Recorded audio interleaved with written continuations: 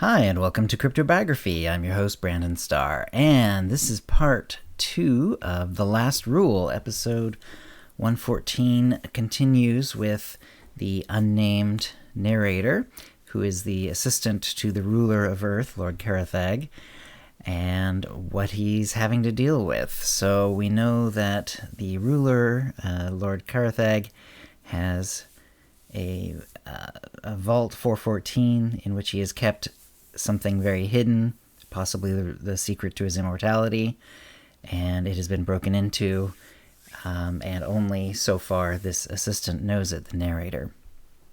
I hope you enjoy it.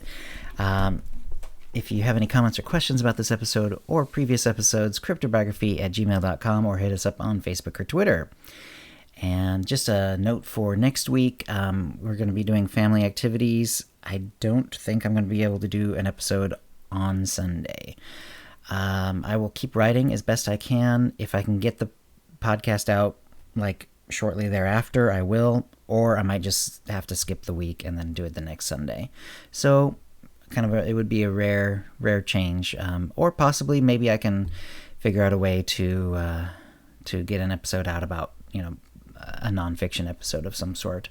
But for now, we're just gonna have to go with the fact that I'll probably have to skip a week. So life sometimes happens that way.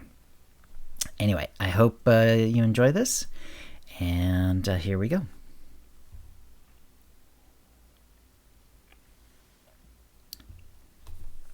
I had to think of what to do next, as well as what not to do. In the best-case scenario, Lord Carathag would be given information on the vault that exposes his camera surveillance as having been somehow tricked. But, not knowing what his backup systems were, I couldn't know if that information would be coming into him in hours, days, or who knows, months. But I thought there must be a way. More cameras wouldn't be his method. He would want his backups to be different from the main method of keeping tabs on his vault. That probably meant someone going out and making direct contact, eyes on the ground, rather like my own little method. I recontacted my contact and asked if he knew who might be the most likely one to check on the vault for Lord Carathag directly.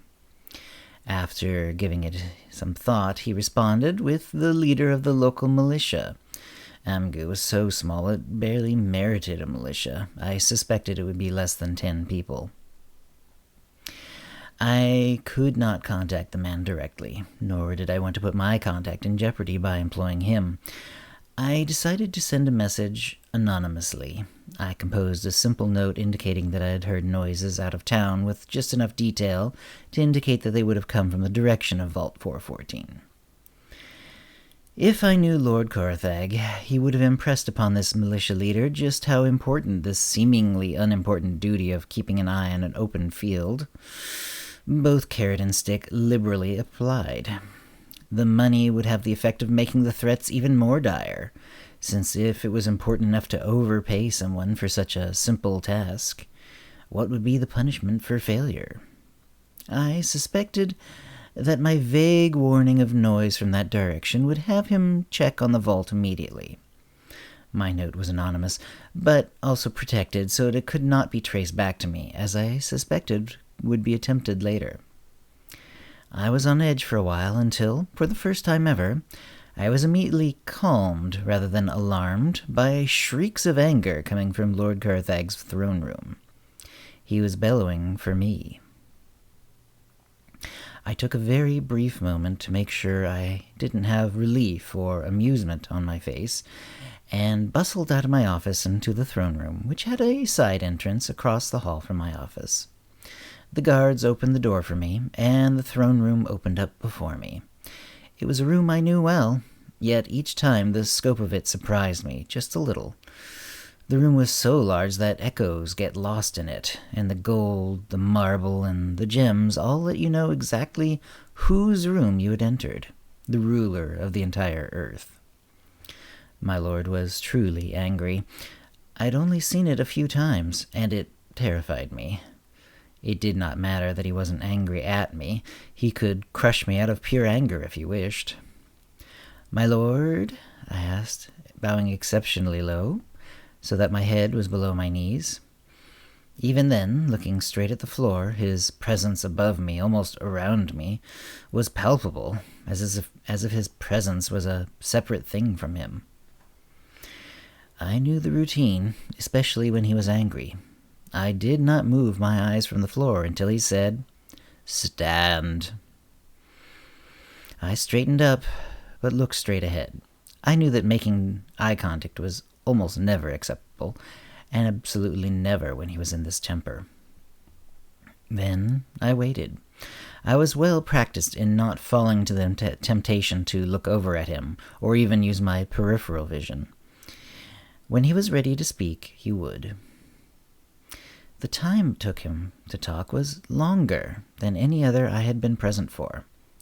I suspected that he was trying to decide what to tell me, and more importantly, what not to. He couldn't tell me the secrets of his vault. But he had called me in before he had made up his mind, before he had planned. That was rare. Immortality or no, you don't get to be his age, and with his power, without being careful. This was a rare slip-up. Finally, he spoke. "I have need of you," he said. "Yes, my lord," I said. "One of my secrets has been uncovered. I cannot reveal all to you, but I must reveal what I can so you can repair the damage." "Of course, my lord." This surprised me only a little. There were only a few people he could entrust with this information, and if the vault had been breached and its contents stolen or destroyed, the damage had been done. "I have had something stolen from me. I will give you the location it was taken from." Meaning Vault 414 would never be repaired and used again. I took this as meaning. "I do not know if this item was stolen to be kept, to be given to an enemy of mine, or to be destroyed. You must find it and return it to me if not destroyed." If not destroyed, perhaps my sources had been wrong. If this stolen thing was the source of his immortality, if it was destroyed, wouldn't he be dead? Or perhaps not. Perhaps it only meant he would start to age again. He had the appearance of a man of about 30 years of age, though the untouching years had lent him a strange gravitas which made his every word feel weighty and intelligent.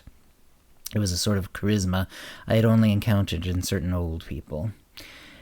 If he did lose his immortality, would he die in the next 50 years or so? Or could he somehow regain his immortality? "My lord," I said, carefully choosing my words, "are you able to tell me anything about the lost item, its size or description? Also, do you have any information on who might have taken your property?" I could hear him doing something. I wasn't sure what. He again took a long time to answer. "I cannot give you a description, nor can I tell you who might have taken it. I will give you the location it was stolen from, and I expect you to chase down the culprit." "Do you think it was a lone person, not a group?" "I have reason to suspect so, yes." "So he won't tell me who he suspects. Why?" "Very well, lord. Where was it stolen from?" "Approach." I approached him, making sure to keep my eyes averted, and he held out a piece of paper. I hadn't seen a piece of paper for over a decade. No one used such a primitive means of communication any longer, unless there was a reason. He suspects something. He suspects that someone has access to his digital secrets. I'm starting to put a few ideas together.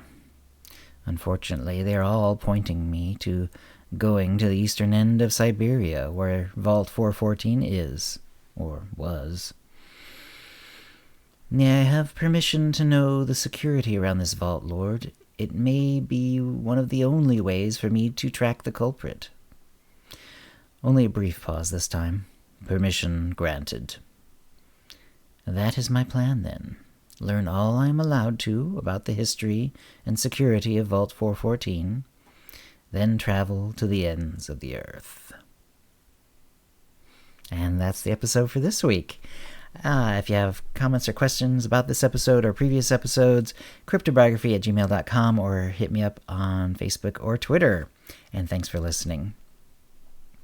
Words and Music are copyright 2019, CryptoBiography LLC, all rights reserved. Characters and events are fictional, fictionalized, or satirical.